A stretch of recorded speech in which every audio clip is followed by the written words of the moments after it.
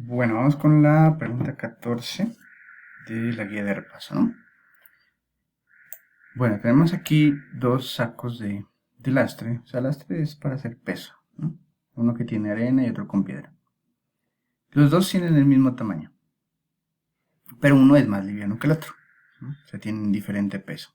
Mismo tamaño, diferente peso. Los dos sacos se dejan caer al mismo tiempo desde la terraza de un edificio hacia el suelo, ¿no? Aquí esto es bien importante. Nos dicen que se desprecia el rozamiento con el aire, ¿no? Entonces, si usted desprecia el rozamiento con el aire, en teoría, si de manera independiente del peso, ¿no? Todos los objetos se demoran lo mismo en caer. Su tiempo de caída depende únicamente de la altura. Como aquí los dos objetos se dejan caer de la misma altura, ¿no? Y no consideramos el rozamiento con el aire, pues los dos se demoran lo mismo en caer, ¿no? Los dos se demoran lo mismo en caer y caerían con la misma velocidad. Entonces veamos las opciones que tenemos acá. Llegan al suelo al mismo tiempo con la misma velocidad, ¿no? Esa es justamente la opción de respuesta correcta, ¿no? Acá nos dice en momentos distintos. Ya dijimos que se demoran lo mismo, ¿no? Entonces esa está descartada. Al mismo tiempo con velocidad distinta. La velocidad de caída también depende de la altura. Como los dos se dejan caer de la misma altura, llegan con la misma velocidad. En momentos distintos con rapidez distinta.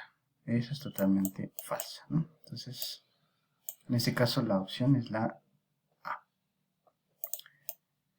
Bueno, pregunta 15. Desde el borde de una azotea se lanza verticalmente hacia abajo una esfera M con una velocidad de 30 metros por segundo. Y al mismo tiempo, una esfera N con la misma velocidad de 30 metros por segundo, pero hacia arriba. No hay fricción con el aire. Entonces, ¿qué se puede deducir de aquí, no? Veamos las opciones. Las dos esferas llegan al piso con igual velocidad. Esto es falso porque la esfera que se lanza hacia arriba pues tiene que recorrer una distancia dependiendo de la velocidad con la que se lo haya lanzado y dependiendo de esa velocidad pues alcanza una altura, ¿no? Y a partir de ahí es una caída libre.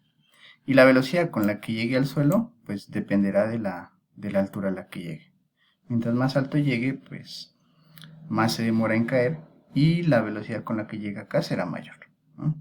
Cambia aquí en la esfera que se lanza hacia abajo, pues depende de la velocidad con la que se lo lanzó y de la altura del edificio. Entonces esto no tiene nada que ver lo uno con lo otro. Entonces no se puede afirmar que las dos esferas lleguen al piso con igual velocidad. Bueno, la otra. N llega al piso con el doble de la velocidad con la que llega M. Pues se tendría que cumplir una condición muy particular, que la combinación de las velocidades con la que se lance, con la altura que llega a la esfera de acá y con la altura del edificio coincida todo, ¿no? Y eso pues es muy difícil. Entonces no se puede afirmar así con seguridad que la esfera llegue al piso con el doble de la velocidad, ¿no?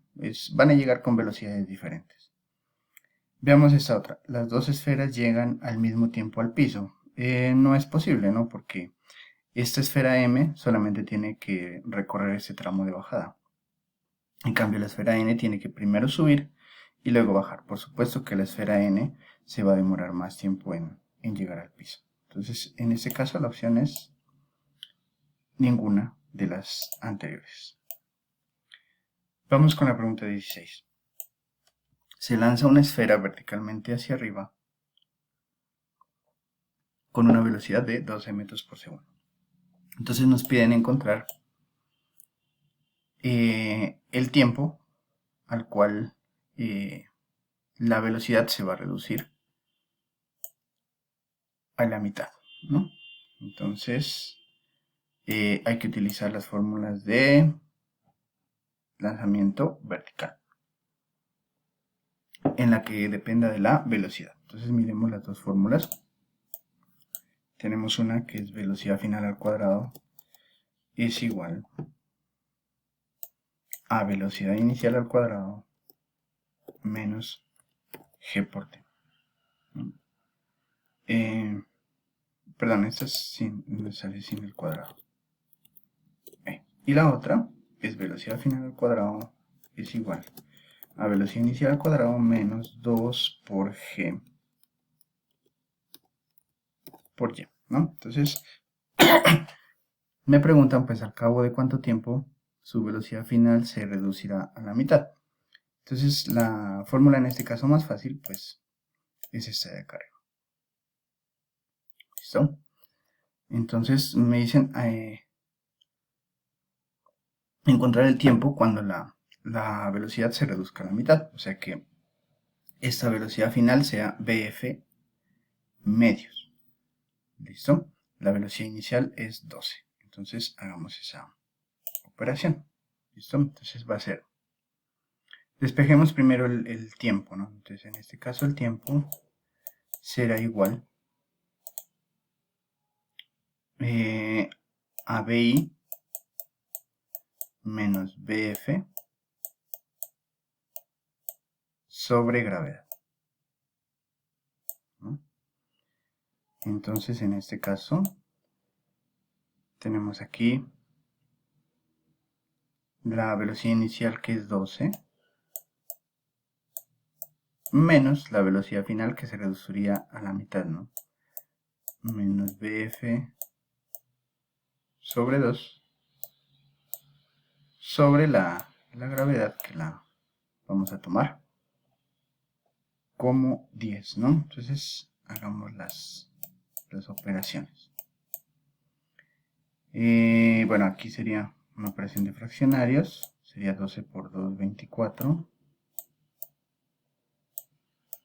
menos velocidad final sobre 2, y todo esto sobre 10. Podemos aplicar la ley de la oreja.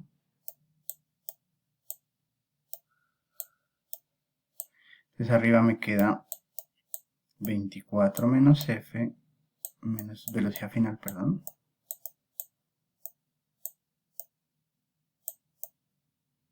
sobre 20. ¿Listo? Entonces,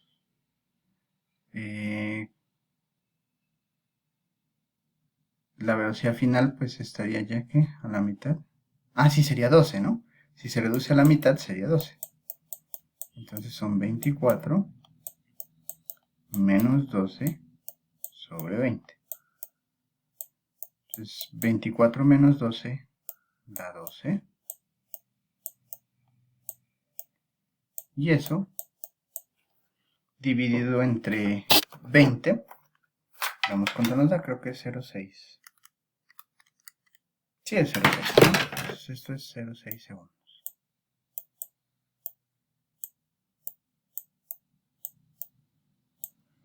Esto sería el tiempo cuando la velocidad se reduce a la mitad, ¿no? Encontremos el tiempo para cuando el objeto llegue al punto más alto. Utilizaríamos la misma fórmula, ¿no? Simplemente tomando la velocidad final igual a 0 porque en el punto más alto se detiene. Entonces me quedaría, en este caso, 24 sobre 20.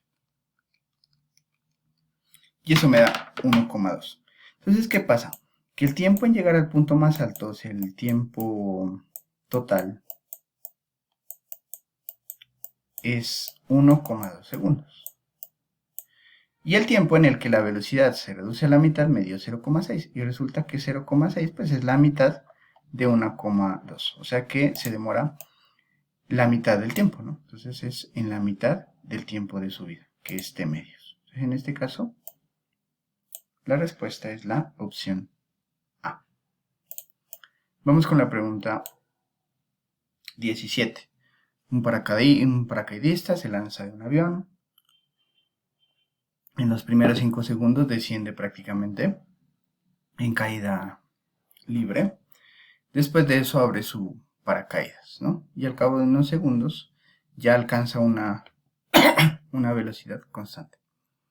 Entonces nos piden representar esa situación en una gráfica de aceleración, ¿no? Entonces, en la primera parte dice que desciende en caída libre. En caída libre, pues la aceleración es igual a la gravedad, ¿no? Entonces, como la gravedad es constante, necesitaríamos una gráfica que en el primer tramo tenga una línea horizontal. Esta gráfica C y la gráfica B tienen líneas horizontales, o sea que puede ser la B o la C. Las otras se descartan, ¿no? Ahora sí me falta mirar el segundo tramo.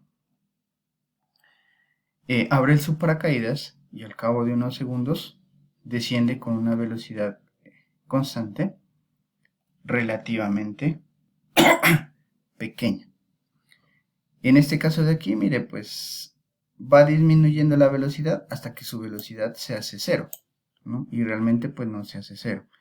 Digamos aquí la transición se hace de manera más sutil, ¿no? Entonces está representado aquí por esta curva, ¿no? Que nos muestra que la aceleración va disminuyendo hasta que prácticamente la línea se hace horizontal y pues alcanzaría una aceleración igual a cero, ¿no?